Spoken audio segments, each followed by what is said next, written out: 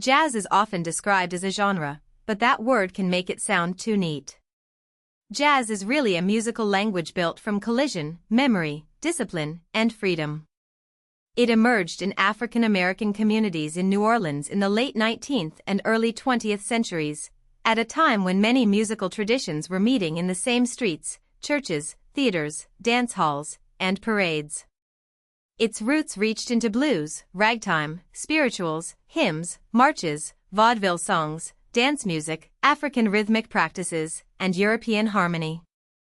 That mixture is the key to understanding jazz. It was never simply one tradition copied forward. It was a way of transforming different traditions into something flexible enough to express pain, celebration, humor, elegance, resistance, and invention at the same time. New Orleans mattered because sound was everywhere. Brass bands played in public life, including parades, funerals, and civic events. Dance music needed rhythm strong enough to move bodies. Churches carried spiritual and hymn traditions, while blues expression brought emotional honesty through bent notes and personal storytelling. Ragtime added syncopation, where accents land in unexpected places and make the rhythm feel alive. European harmony gave musicians chord structures to work with, but jazz musicians did not treat those structures as cages. They treated them as material. In early New Orleans jazz, the music often had several voices moving together, cornet or trumpet carrying the melody, clarinet decorating it, trombone answering below, rhythm instruments driving the pulse. The result sounded like organized conversation rather than a fixed script. One of the most important features of jazz is swing. Swing is difficult to define because it is not just a rhythm on paper. It is a physical feeling, a forward-moving pulse that seems to lean, bounce, and breathe. A melody can be written evenly, but when jazz musicians swing it, the notes gain shape and attitude. Jazz also uses blue notes, pitches that bend around the expected notes of a scale. These notes can sound mournful, teasing, defiant, or soulful depending on how they are played. Add polyrhythms, where different rhythmic patterns interact at once, and jazz becomes a music of tension and release. It rarely sounds mechanical. Even when the arrangement is precise, the performance feels human because rhythm and pitch are being shaped in the moment. Improvisation is the element most people associate with jazz, but it is often misunderstood. Jazz improvisation does not mean playing random notes. It means creating in real time while responding to a form, a chord progression, a scale, a groove, a melody, and the other musicians.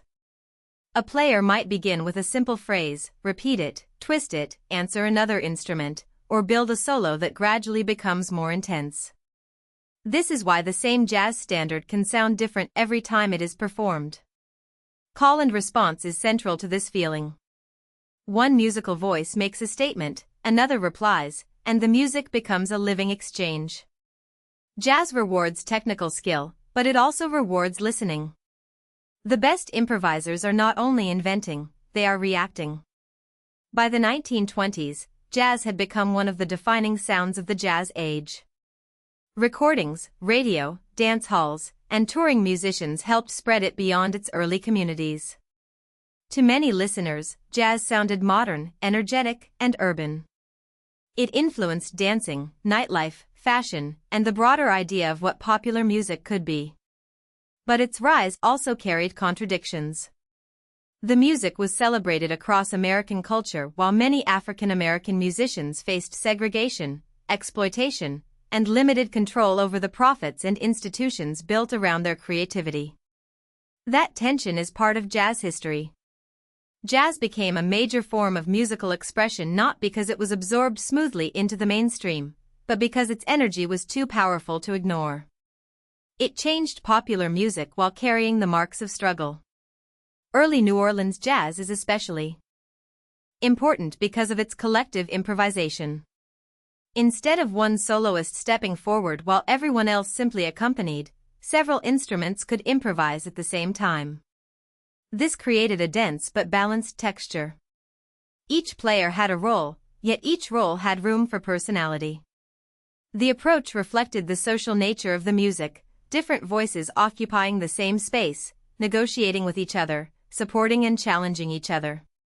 New Orleans jazz combined brass band marches, ragtime, blues, dance rhythms, and local cultural influences into a sound that felt both festive and intricate. It was music for movement, but also music full of detail.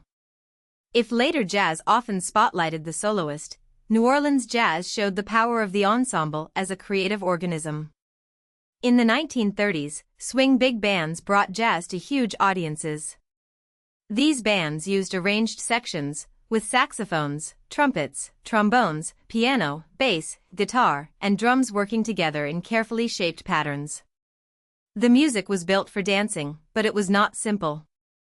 Arrangers created riffs, shout sections, harmonized melodies, and spaces for soloists to step forward.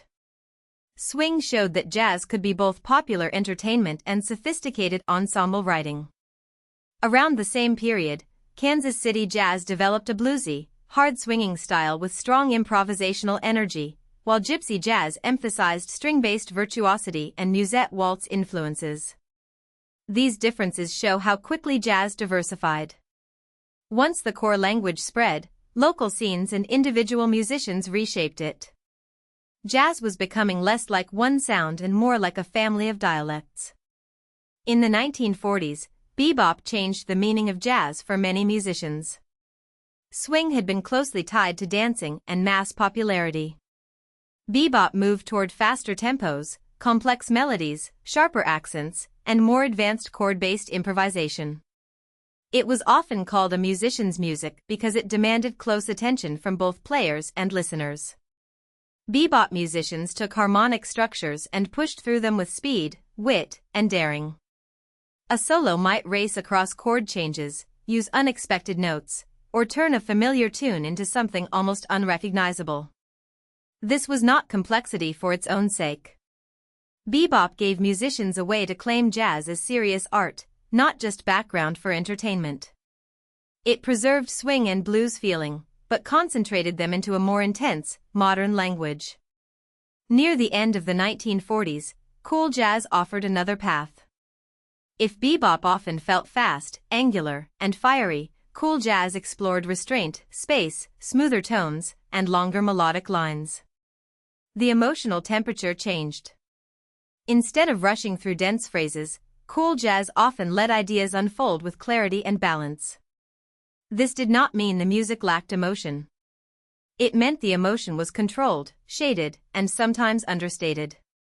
Cool jazz expanded the expressive range of modern jazz by proving that innovation could be quiet.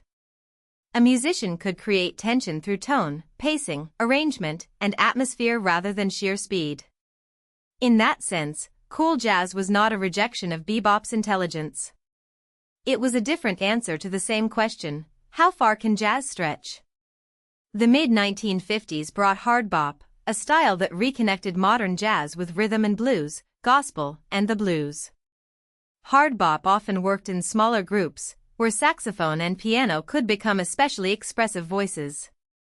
Compared with cool jazz, it usually sounded earthier, more direct, and more rooted in groove.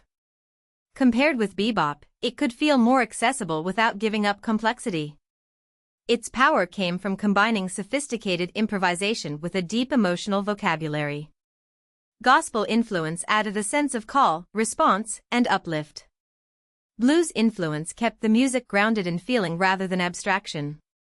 Hard bop reminds us that jazz does not evolve by simply abandoning the past.